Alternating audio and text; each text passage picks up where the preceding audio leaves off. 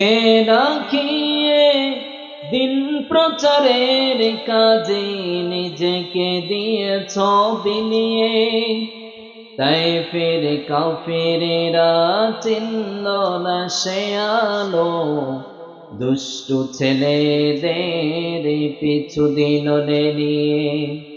পাথরের আঘাতে কত বিক্ষত হয়ে সারা শরীর থেকে রক্ত ঝরে।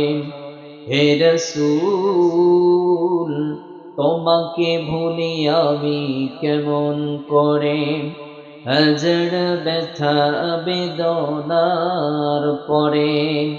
ফিরে আসনি তুমি আপন ঘরে, দিনের আলো তুমি ছড়িয়ে দিতে, চলে গেছো মদিনা।